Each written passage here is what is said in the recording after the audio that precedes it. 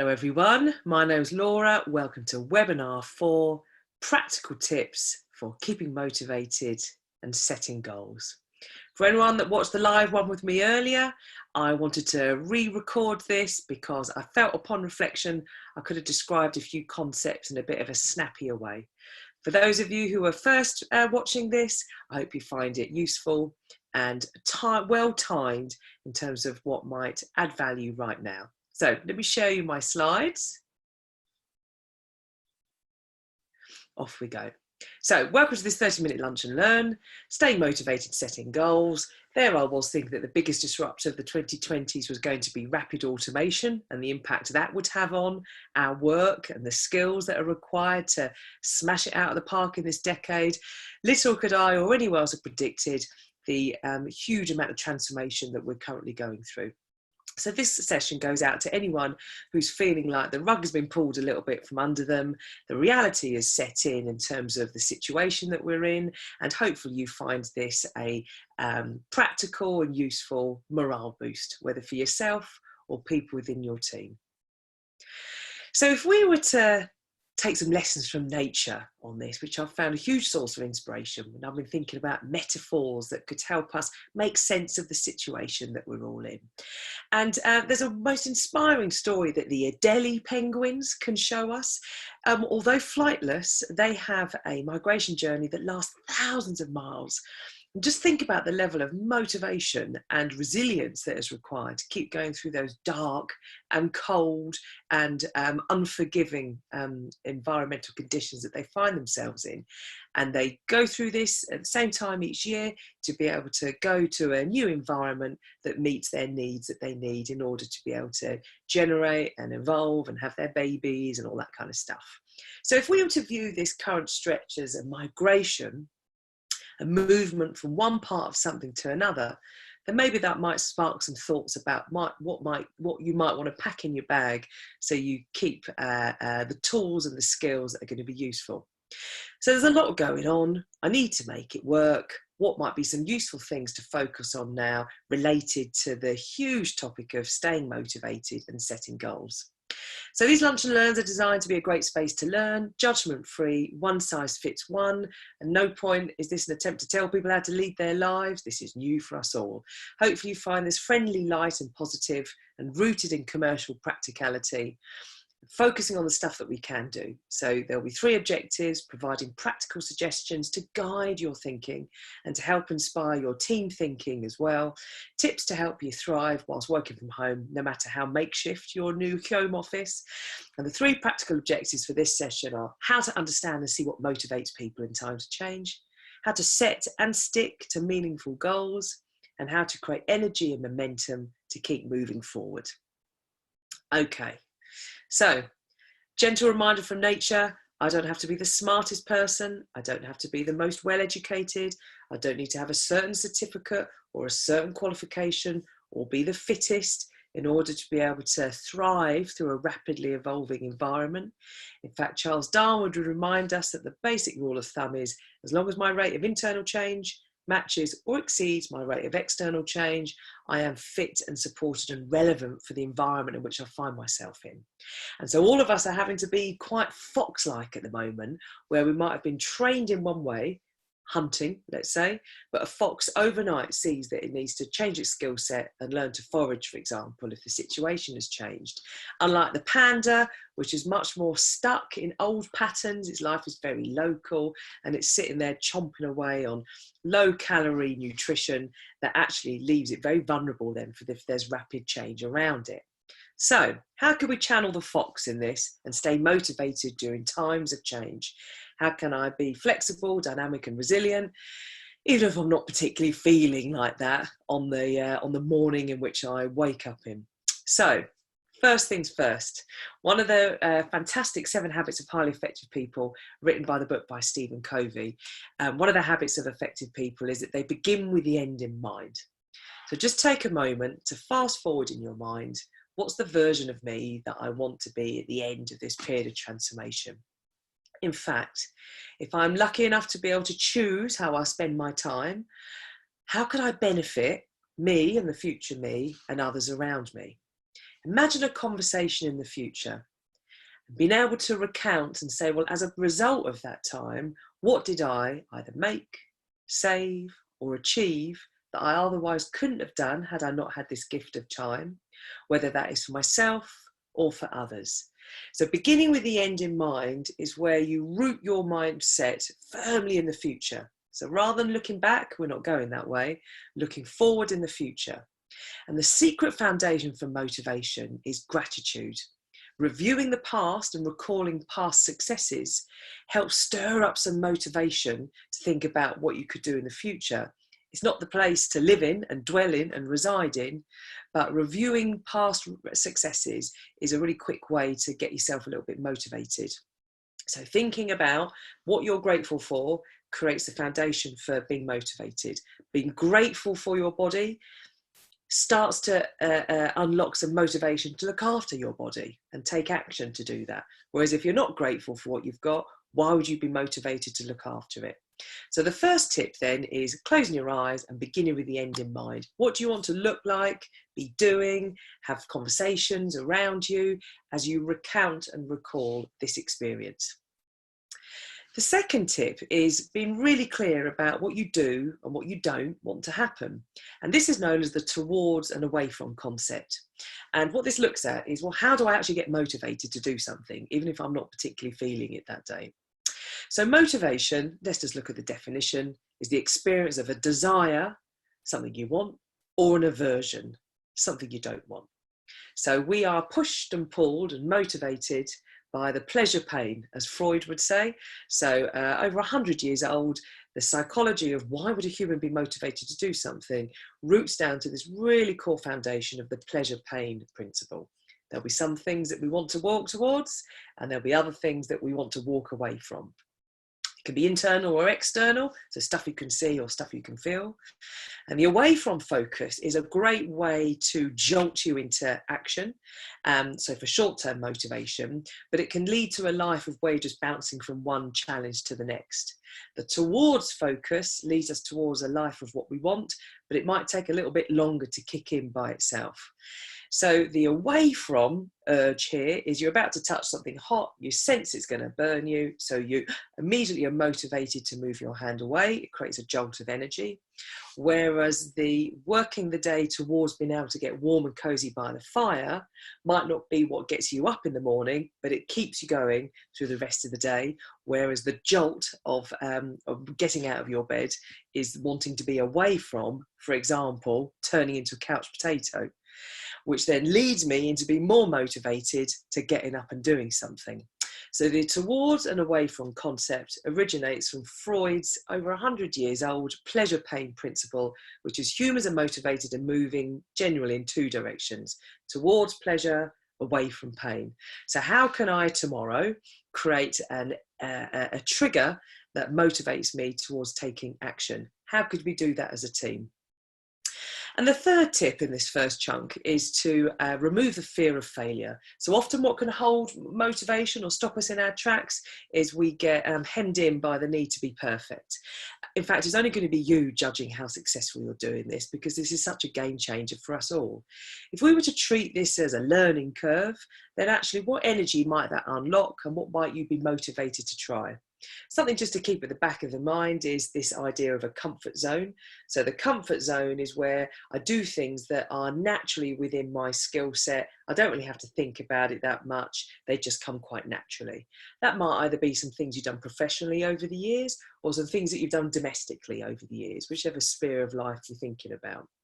The stretch zone is that orange bit in the middle, whereas I feel it's within my capability, but I actually have to really think about it and also experience going through a few learning curves in order for me to then widen my comfort zone and it then becomes something I do.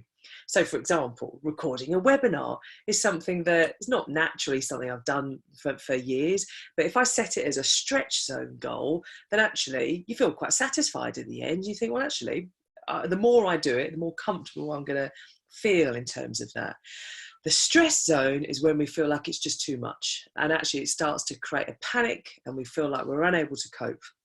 Wouldn't it be great as a team if we all just watched out for each other's stretch to stress zone? Time flies when you're in the stretch zone because it's energizing, but it can be paralyzing if people feel like they're being forced to do things they feel really uncomfortable with. So, for example, if it stresses you out, the thought of having the video share, then what might you be able to do as a team to just gently get people acclimatized to looking at themselves as they're doing videos? I suggest practicing and then recording and getting used to seeing yourself. If it's something you're going to be doing day in, day out, to then get it from the stress into the stretch, and then over time you'll look back in 3 months' time and think, I don't know what I was worrying about. It just will become natural because you'll assimilate it into your comfort zone. Every experience is teaching us something: the highs, the lows, and the retakes. If we remove fear of failure, treat this as learning, often that is also what can help unlock the motivation to give something a go. So how do I stay motivated through these times of change? It's a huge topic, but beginning with the end in mind, so what's the me I want to emerge at the end, can help keep motivated as we go through various little obstacles. Deciding what you do and don't want to happen, so playing into that pleasure-pain principle of the stuff you want to move away from and the stuff that you want to move towards, and removing the fear of failure, treating this as a learning curve. So, objective 2, how do I set and stick to meaningful goals? What might I plant now that as I nurture over this time, I look back and think, wow, I really stuck to that. That really has meant something. So this first concept within this chunk is a real biggie. It might be something you want to follow up on Google. So there's some amazing stuff out there on YouTube, little videos, etc.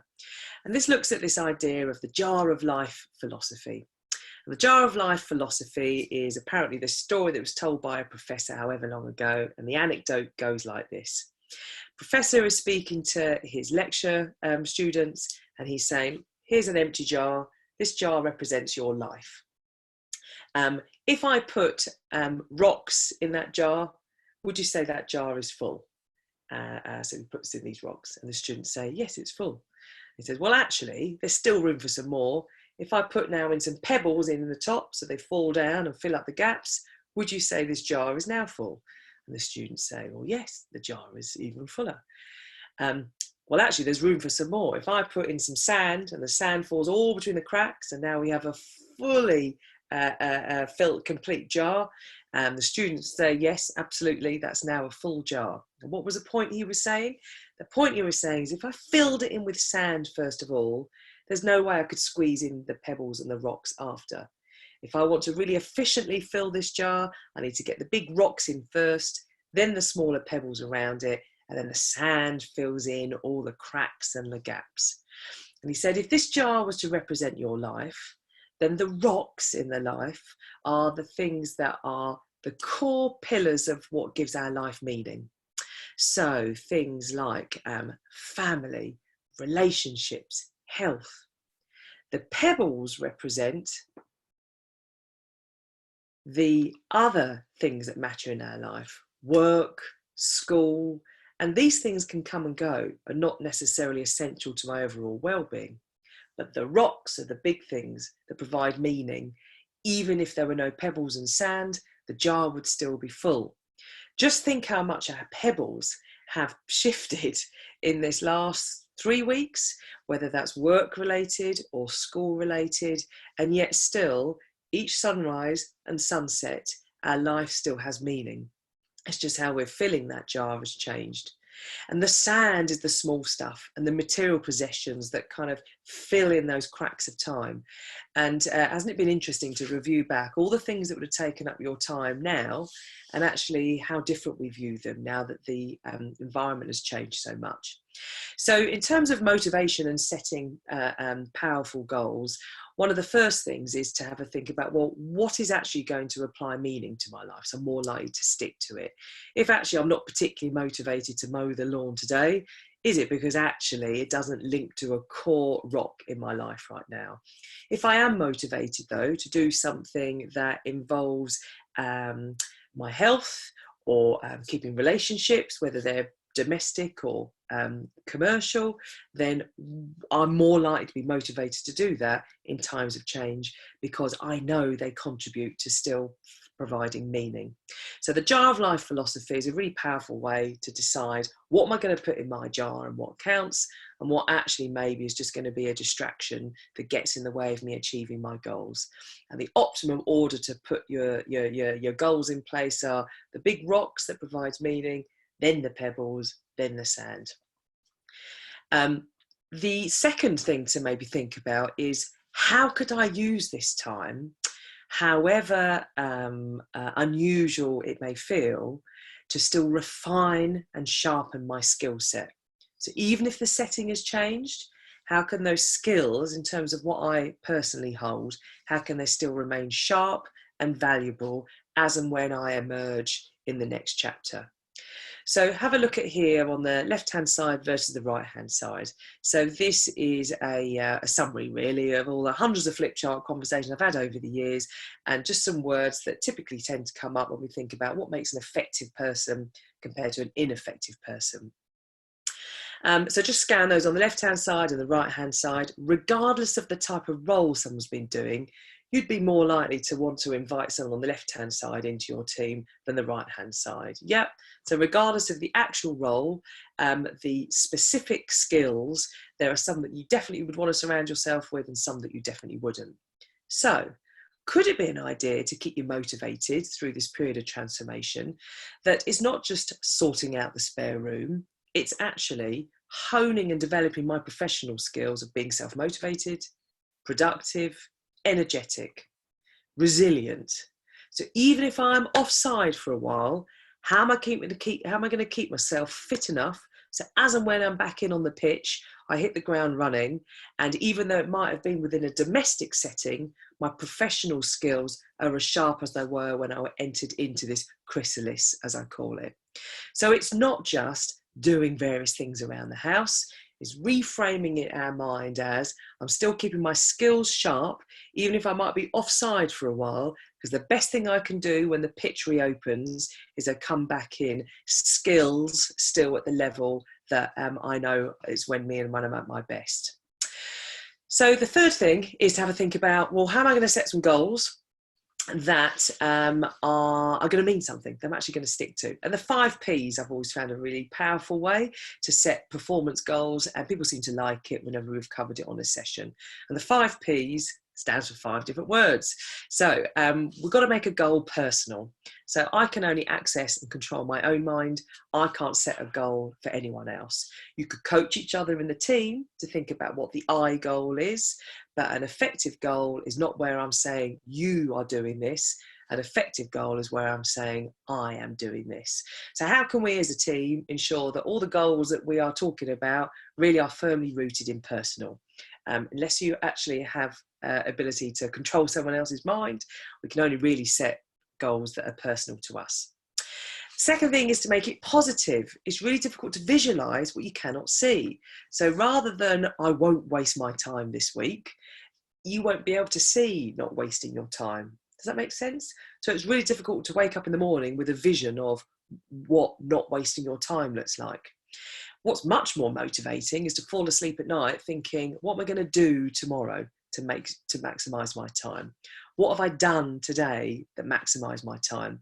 So another tool for making a goal that is much more sticky is to make it positive. It's much more motivating to be able to visualize what you can see happening rather than what you can't see happening. So it needs to be positive, personal, so involving you. It needs to be something that is then more of as opposed to less of. So rather than less time wasting, it's more productive. Present tense, so this is how to trick your brain as if this is already happening.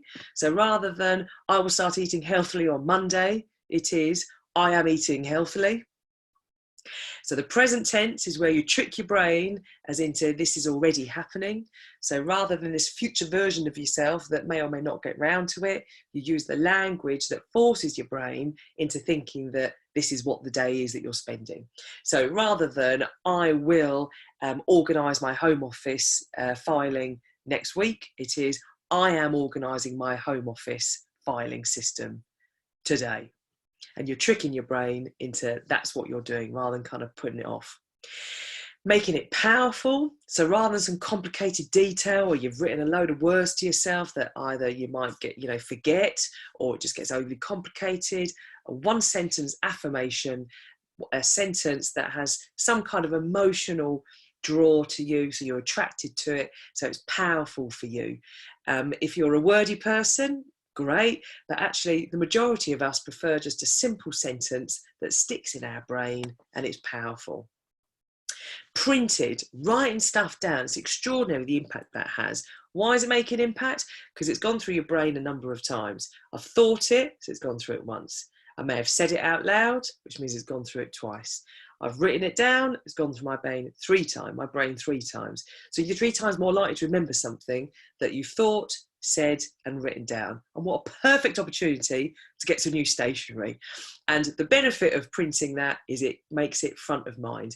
That could be a reminder that comes up on your phone, it could be something you write down, a note on your calendar, whatever works for you.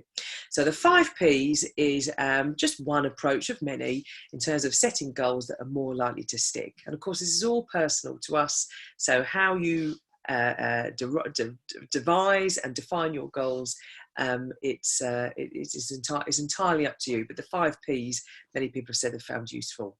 So how do I set and stick to meaningful goals? How do I plant stuff that actually I nurture and springs into something? Keeping my life's rocks front of mind. So what is it that actually gives my life meaning and purpose?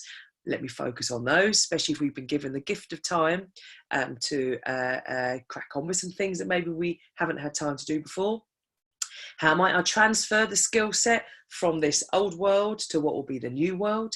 If you're offside for a while, how am I going to keep myself fit and my skills intact? So as and when I'm back up on the pitch, it doesn't take me 3 months to warm up back into work. I'm there able to get back in the game ASAP.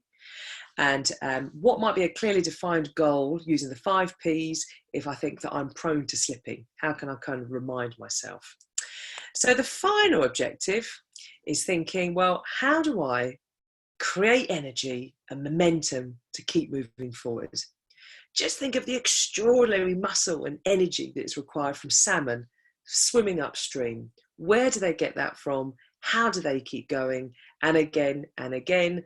And what could we potentially tap into those inner energy reserves that keeps us and the team having the momentum to keep moving forward? So this fascinated me when I found out about this. It's about 8 years ago, I think, I found out about this concept of discrepancy production. So what is discrepancy production?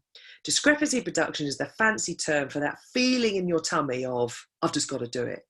No ifs, no buts, I've just got to do it.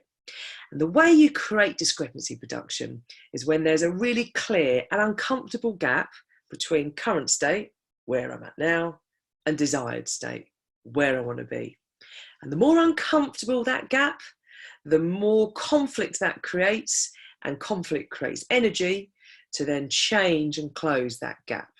So let me give you some simple examples. I may have a desired state of maintaining a certain dress size, but if I, in my current state, am wearing stretchy material clothes, I'm never going to feel that weight gain until I step on the scales or put on the dress with the zip that I want to wear at some point. So until I try that outfit on with the tight waistband, I won't have the discrepancy production, the discomfort of knowing that actually there is a gap between my current state and the desired state. And if I forever wear stretchy clothes, I'll never have that jolt of motivation to do something to sort it. For months, I've been saying I should go on a webinar production e-learning course. Like many of us, I know I should have been doing some video conferencing, rehearsal and preparation. I've done some, but not the amount that I would have liked to have done.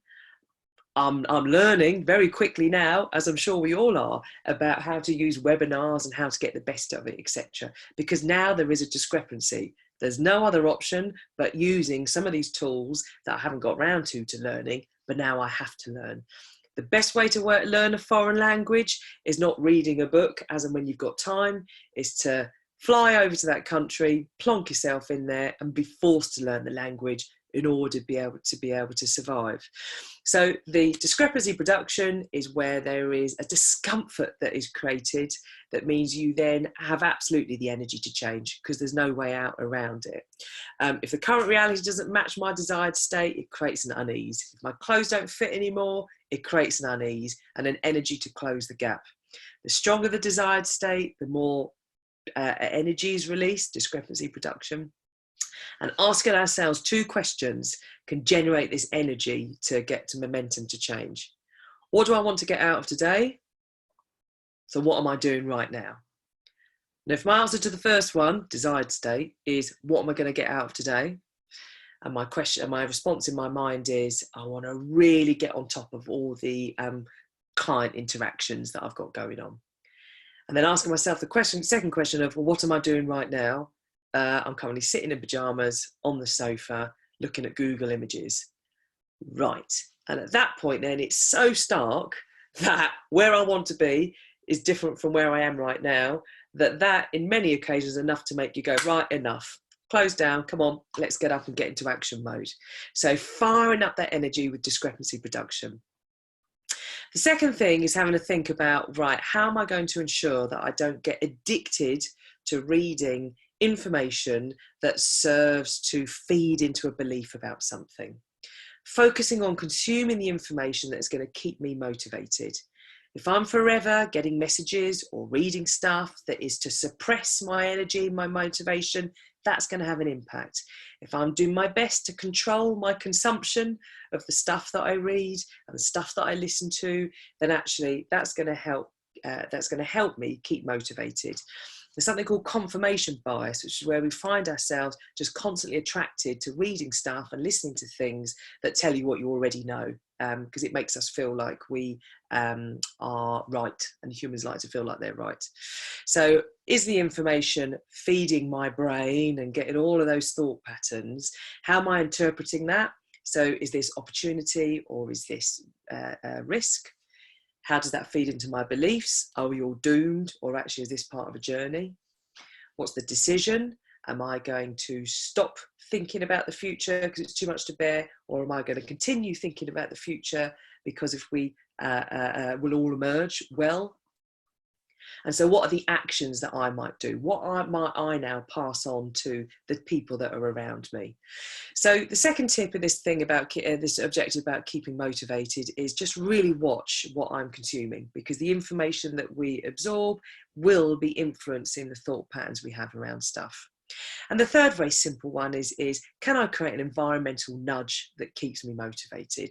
A nudge is basically a unconscious influencer that influences you to do something in a certain way. So for example, in McDonald's or other fast food restaurants, the whole environment is set up to get you to eat quickly and move on. So the table and chairs are hard, there's no soft furnishings, there's music in the background that will have quite a strong beat to it, all designed to get you to eat quickly, because their revenue is dependent on feeding you, getting out, and welcoming the next guests. Compare that to this environment, which is designed to keep you relaxed and calm and seated comfortably for many, many hours. So this will influence the pace of conversation that you have, for example. If you're standing up making a call, you're more likely to crack through that call quicker than if you are sitting comfy in an armchair, because everything about that environment is nudging you towards relaxed and potentially not leading towards a goal at the end of the conversation, which might be perfectly appropriate for a leisure call, but might not be so appropriate for a commercial call or a professional call. So in these newfound home offices that we're in, what could be an environmental nudge that helps keep you motivated when you're in that certain mode and that certain frame of mind? And so the final bit I just wanted to end on, so firing up your belly with discrepancy production, focusing on the information that helps you stay motivated, creating an environmental nudge that moves you to action. I just wanted to focus on a poem that whenever I've shared it, people have really enjoyed it, and it feels quite apt now. All of us are having to rethink our day-to-day ways of working and our pathways of how we make the best out of this situation. This is a wonderful poem by a woman called Portia Nelson. It's called Changing Habits, an autobiography in 5 short chapters. Chapter 1, I walk down the street. There's a deep hole in the pavement. I fall in. I'm lost. I'm helpless. It isn't my fault. It takes forever to find a way out. Chapter 2, I walk down the same pavement. There's a deep hole in the pavement. I pretend I don't see it. I fall in again. I can't believe I'm in the same place, but it isn't my fault, and it still takes a long time to get out. Chapter 3, I walk down the same street. There's a deep hole in the pavement. I see it is there. I still fall in. It's a habit, but my eyes are open. I know where I am. It is my fault. I get out immediately. Chapter 4, I walk down the same street. There's a deep hole in the pavement. I walk around it. Chapter 5, I walk down a different street. And it's at this point that we can look back and think, are there some things that I'm doing that are unintentionally holding me back? What could be another street I could walk today, us as a team tomorrow, in order for us to be able to make this change and make it work for us? So back to the penguins. How those penguins handle the migration determines their level of health and fitness when they arrive at their new destination.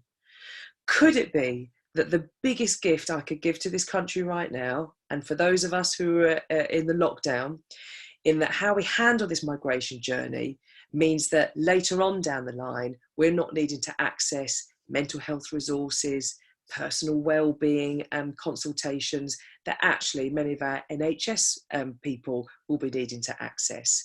So although it may feel like we're each adding different things at the moment, what's motivating me is that looking after myself and those around me is actually probably one of the best gifts that we could give.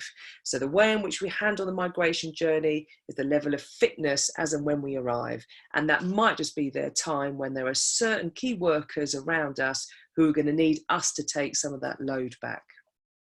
So just like we can see from Stonehenge, there'll be some pillars, there'll be some ways of working, values and skills that will be forever skills, that will be eternal. They'll still be standing regardless of the type of role that you're in. In the meantime, how do we remain motivated and helping others remain motivated during these extraordinary times of change? How can I set some meaningful goals with this gift of time and stick to them? And how can I create energy and momentum to keep moving forward? Even if I'm offside for a while, how can I then ensure that I'm still fit as soon as we're back in the game and the pitch is reopened, so I can contribute and add value in the best way possible? So keep human, stay foxy. See you at the next one. Thank you.